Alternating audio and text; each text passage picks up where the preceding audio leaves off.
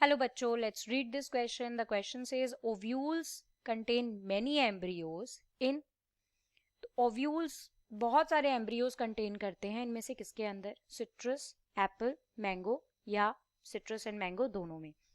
तो देखो क्या होता है, हम यहाँ पे बात करते हैं सबसे पहले इस क्वेश्चन के की कॉन्सेप्ट की। तो की कॉन्सेप्ट यहाँ पर क्या है? Poly embryony. पॉली एम्ब्रियोनी क्या होता है बेसिकली?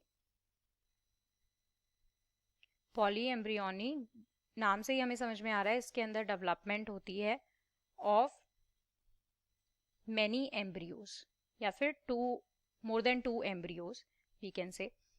तो यहाँ पर क्या होता है, पॉली एम्ब्रियोनी को अगर डिफाइन करना हो तो किस तरह से करेंगे? It is basically the process और जो फिनोमिना जिसके अंदर क्या होता है कि एक सिंगल सीड, राइट, एक सिंगल सीड हमारा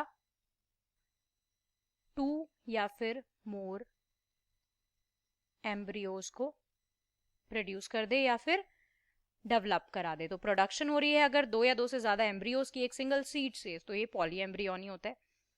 तो यहाँ पे क्या होता है कि क्यों होता है? या तो एक से ज्यादा एम्ब्रियोनिक सैक जो है वो फर्टिलाइज हो गए हैं, या फिर जो ओरिजिनेशन है एम्ब्रियो का वो एम्ब्रियोनिक सैक के बाहर से भी आ रहा है। तो अब अगर मैं अपने ऑप्शंस पर चलती हूँ तो यहाँ पर देखो सबसे पहले हमें दिया हुआ है सिट्रस। तो सिट्रस की जब बात करते हैं तो सिट्रस के केस में क्या होता है, जो सिट्रस ले लो या फिर एप्पल के अंदर तो नहीं होता है, लेकिन हाँ मैंगो, सिट्रस एंड मैंगो के केस में क्या होता है, जो न्यूसिलर सेल्स होते हैं, देखो एम्ब्रियो सैक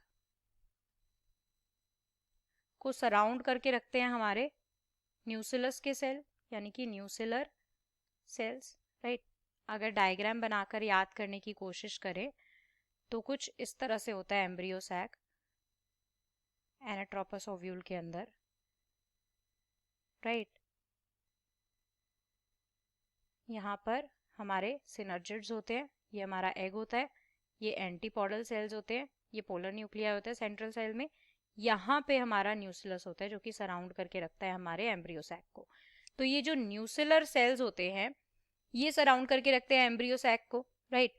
अब ये क्या करते हैं, ये डिवाइड करना स्टार्ट कर देते हैं, they start dividing, right. Dividing अगर ये स्टार्ट कर देंगे तो क्या होगा, ये प्रोट्रूड कर जाते हैं एम्ब्रियो सैक के अंदर और बहुत सारे एम्ब्रियो डेवलप करा देते हैं। इस तरह की स्पीशीज में क्या होता है, एक ओव्यूल के अंदर बहुत सारे एम्ब्रियो होते हैं और एक से ज्यादा एम्ब्रियो होने का मतलब पॉली एम्ब्रियोनी, राइट।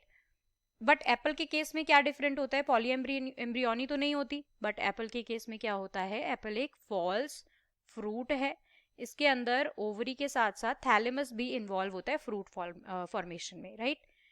तो इसके अकॉर्डिंग अगर हम यहाँ पर देखें तो हमारा आंसर क्या होगा, option D, that is both A and C.